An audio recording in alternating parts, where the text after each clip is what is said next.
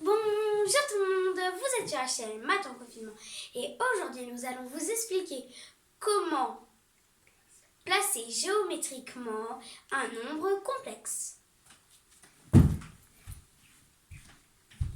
Tout le monde a en souvenir qu'un nombre réel se place sur un axe gradué.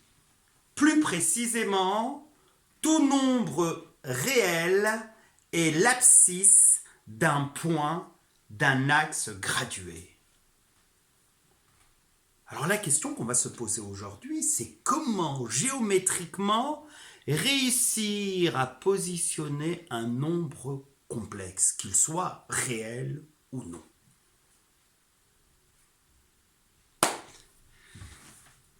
Eh bien, la méthode est assez simple.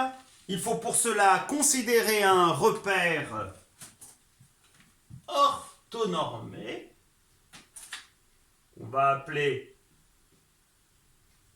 OUV, qu'on va choisir direct en ce sens que l'angle orienté UV a pour mesure pi sur 2, sous-entendu radian, et on va décider tout simplement à ce que l'axe OU sera de toute évidence l'axe des abscisses et correspondra à l'axe des nombres réels, alors que l'axe OV, axe désordonné, correspondra à l'axe des imaginaires purs. Alors, précisément, ce que l'on va positionner dans ce repère n'est pas un nombre complexe, mais ce qu'on va positionner est un point dont ce qu'on va désigner comme l'affixe est un complexe. Alors, prenons pour exemple ce point.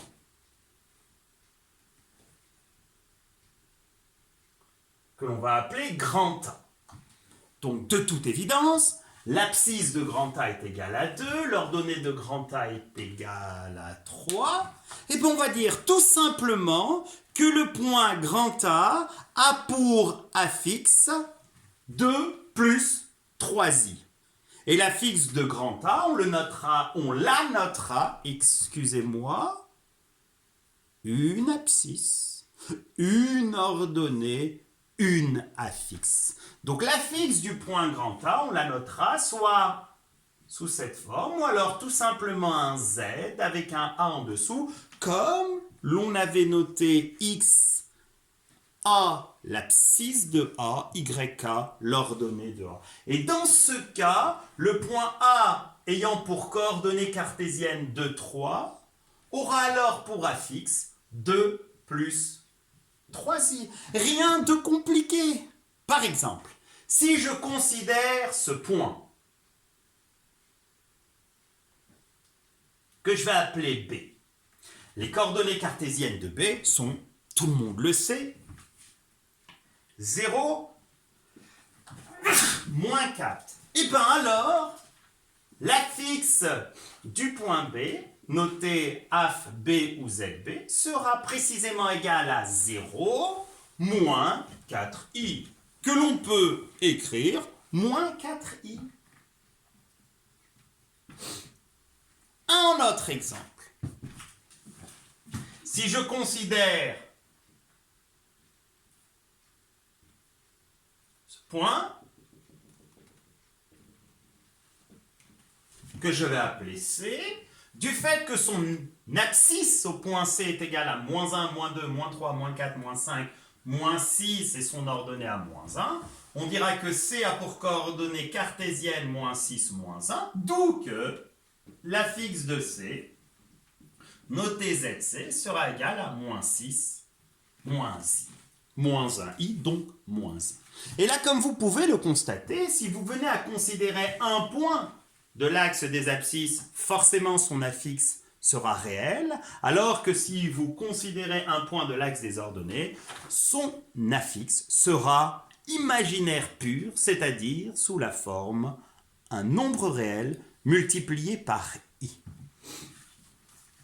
Alors maintenant, un petit exercice à maîtriser, Comment, à partir d'un point, peu importe lequel, un point M, dont la fixe sera notée Zm, ou tout simplement Z, où Z est égal sous forme algébrique à X plus Y.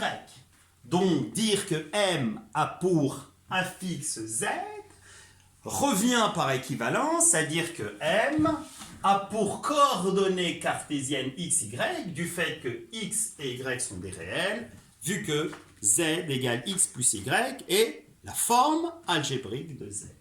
Alors comment? C'est l'exercice très simple. Comment positionner alors les points n dont l'affixe serait égal à z bar?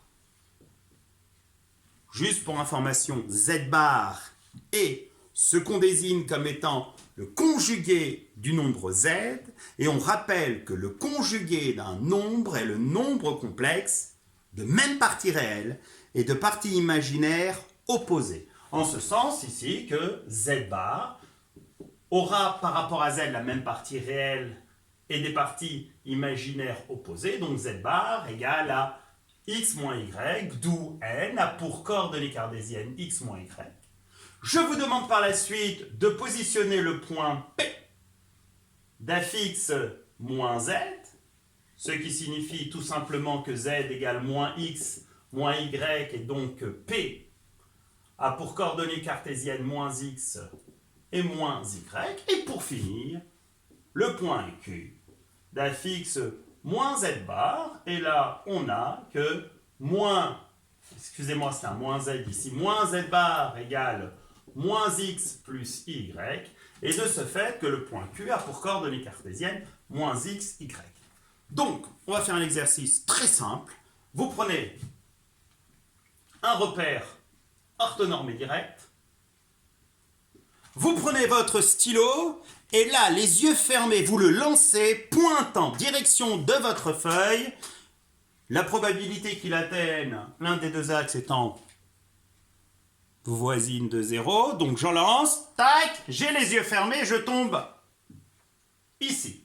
Ce point, je l'appelle M, donc tout le monde a compris qu'ici, on a X et ici Y, que la fixe du point M est petit z. À partir de là, je vais placer N, attention, N ayant pour affixe Z bar, donc même abscisse et des ordonnées opposées. Donc, très simplement, là j'ai moins y, et ce point ici c'est n, d'affixe z bar. Par la suite, je vais placer le point P de coordonnées moins x moins y. Donc ici j'ai moins x moins y, j'ai ici le point P, et je positionne le point Q. Alors, quel constat peut-on faire d'un point de vue géométrique? C'est que tout simplement le point N par rapport au point M et son image par la symétrie d'axe, l'axe des abscisses, ou, si vous préférez, par la réflexion d'axe OU. Le point P est l'image de point M par la symétrie centrale de centre O, et le point Q est l'image de M par la symétrie d'axe, l'axe des ordonnées, ou, ce qui revient même, la réflexion d'axe OV. Et quel est le constat que l'on peut faire d'un point de vue graphique quant au quadrilatère MNPQ? C'est que le quadrilatère est un rectangle de manière générale.